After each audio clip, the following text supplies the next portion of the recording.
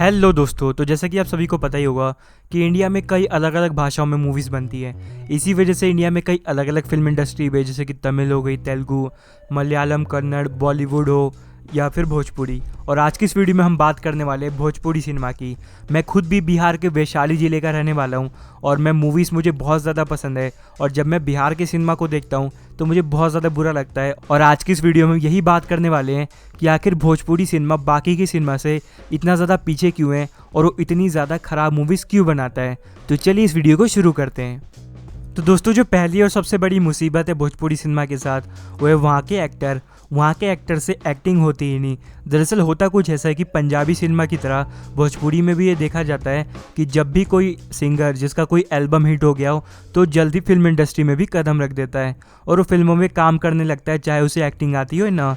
मुझे भोजपुरी में सिर्फ एक ही एक्टर पसंद है और वो है रवि किशन। आप लोगों ने देखा ही होगा कि रवि किशन कितनी अच्छी एक्टिंग करते हैं और इसलिए उन्हें भोजपुरी से बाहर बॉलीवुड और साउथ की मूवीज़ में भी अच्छे खासे रोल मिलते हैं। लेकिन अगर उनको छोड़ दिया जाए तो उनको छोड़कर भोजपुरी सिनेमा का कोई भी दूसरा एक्टर अच्छी एक्टिंग करता ही नहीं है। और अगर एक्टिंग को छोड़े और फिल्मों पे ध्यान दे तो भोजपुरी की सिनेमा के जो डायरेक्टर हैं वो भी बहुत ही ख़राब फिल्में बनाते हैं। उल्टी सीधी डायलॉग बाजी और एक बेफालतू की स्क्रिप्ट लेकर एक घटिया सी मूवी बना देते हैं जिसका बजट बहुत ही ज़्यादा कम होता है। हाँ, ये बात मैं एक्सेप्ट करता हूँ कि बिहार और उसके आसपास का जो रीजन है वो उतना ज़्यादा डेवलप नहीं है, जिस वजह से वहाँ पे मूवी थिएटर्स की भी कमी है और जो थिएटर्स हैं उनमें 20-30 रुपये की टिकट मिलती है। तो इस वजह से वहाँ की मूवीज़ ज़्यादा पैसे नहीं कमा सकती और इसी वजह से मूवीज़ काफ़ी ज़्यादा कम बजट पे बनती है। वहाँ पे जो मैक्सिमम बजट होता है मूवीज़ का वो होता है 2 से 3 करोड़। वैसे तो ऑन एन एवरेज मूवीज़ जो है 50 से 70 लाख में बन के तैयार हो जाती है, जो कि एक काफ़ी कम बजट है मूवीज़ बनाने को लेकर। लेकिन जो बड़े एक्टर होते हैं भोजपुरी सिनेमा के, वो कहीं ना कहीं अपनी मूवी का बजट 4 से 5 करोड़ तक लेके चले जाते हैं। लेकिन फिर भी कम बजट में भी एक ठीक ठाक फिल्म तो बनाई जा सकती है जिसका कम से कम सर पैर तो हो। लेकिन एक ऐसी फिल्में बनाते हैं जिसका कोई सर पैर ही नहीं है। भोजपुरी सिनेमा में एक मूवी ऐसी थी जो कि सालों पहले रिलीज हुई थी और वो एक रोमांटिक मूवी थी और मूवी वाकई में बहुत ज़्यादा अच्छी थी, जिसकी तारीफ़ की जा सकती थी। उस मूवी का नाम था नदिया के पार, जिस मूवी का गाना और वो मूवी वाकई में बहुत ज़्यादा अच्छी थी। उस मूवी को आज भी 8.2 की रेटिंग मिली हुई है और वो मूवी वाकई में एक ब्लॉकबस्टर साबित हुई थी अपने टाइम की। लेकिन उसके बाद से भोजपुरी सिनेमा में उतनी कुछ खास अच्छी मूवीज़ बनी नहीं है।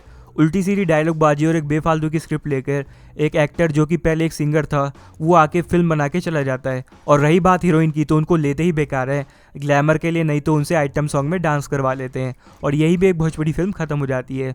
और भोजपुरी फिल्म को देखने भी वही लोग आते हैं जिनके पास बेफालतू का टाइम होता है और वो 20-30 रुपये की सस्ती सी टिकट लेके थिएटर में आ जाते हैं। और अगर दोस्तों आप सर्च करोगे तो बिहार और उसके आसपास का जो रीजन है वहाँ पर आपको बहुत ही कम मल्टीप्लेक्स मिलेंगे। सारे के सारे सिंगल स्क्रीन्स ही है जहाँ पे 20 से 30 रुपये नहीं तो 50 रुपये में आराम से आपको टिकट मिल जाएगी। बहुत ही कम ऐसे सिटी वाले एरिया है जहाँ पे आपको बड़े थिएटर मिलेंगे, जैसे कि पटना हो गया, हाजीपुर या मुजफ्फरपुर में आपको मिल जाएंगे। उसके बाहर बहुत ही कम जगह है जहाँ पे आपको अच्छे थिएटर भी मिलेंगे जिसमें आपको क्वालिटी अच्छी मिले। बाकी रही बात सिंगल स्क्रीन की, तो उनके थिएटर की क्वालिटी काफ़ी ज़्यादा ख़राब होती है, कोने में ही पान खा के थूका हुआ होता है। ये वाली हालत हो जाती है भोजपुरी सिनेमा में थिएटर्स की, और तभी आपको 30 से 50 रुपये में टिकट भी मिल जाती है। गलती यहाँ पे ये होती है कि भोजपुरी सिनेमा में जो डायरेक्टर्स हैं और जो एक्टर्स हैं वो कभी अच्छी फिल्में बनाने का सोचते ही नहीं हैं।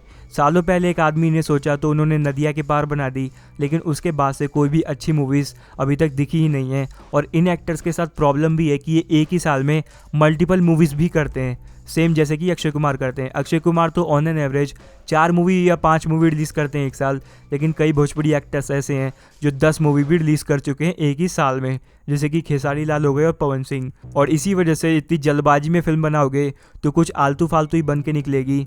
और दोस्तों, कई बार इन मूवी का बजट ही इतना कम होता है कि वैसे ही थिएटर में अपना बजट कवर करके थोड़ा बहुत प्रॉफिट तो निकाल ही लेती है।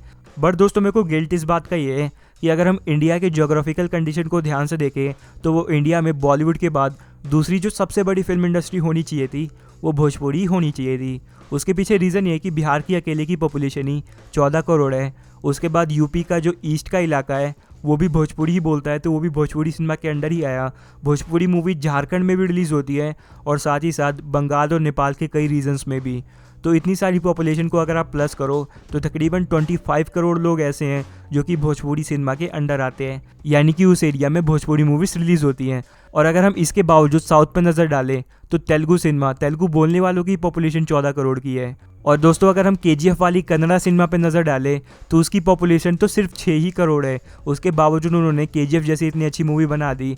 लेकिन यहाँ पर भोजपुरी सिनेमा के पास एक बहुत ही बड़ा रीज़न है जहाँ पे वो अपनी मूवी रिलीज़ करते हैं, उसके बावजूद इतने कम पैसे मूवीज़ कमाती है क्योंकि मूवी अच्छी बनती ही नहीं है जो लोग थिएटर में जाए भी। और इसलिए मैं कह रहा हूँ कि भोजपुरी सिनेमा तभी सुधर सकता है जब वहाँ के जो प्रोड्यूसर हैं और एक्टर्स हैं और डायरेक्टर्स हैं, ये सारे मिलके एक अच्छी फिल्म तो बनाएं। जैसे कि बहुत टाइम पहले नदिया के पार मूवी बनी थी जो कि एक अच्छी थी, तो बॉक्स ऑफिस पे ब्लॉकबस्टर भी साबित हुई थी।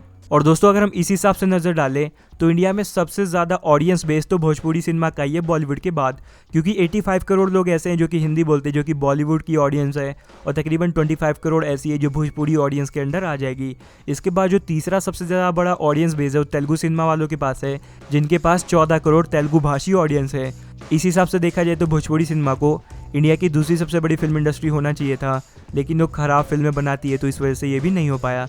तो भोजपुरी सिनेमा को अगर आगे आना है तो उन्हें अच्छी फिल्में प्रोड्यूस करनी पड़ेगी और उनको बना के ऑडियंस को देनी पड़ेगी, तभी वो आगे चल के ग्रो कर सकते हैं। जैसे कि उन्होंने सालों पहले नदिया के पार के साथ किया था, वैसे ही अगर वो अच्छी मूवीज़ बनाएं, कम बजट में भी अच्छी मूवी बनाई जा सकती है।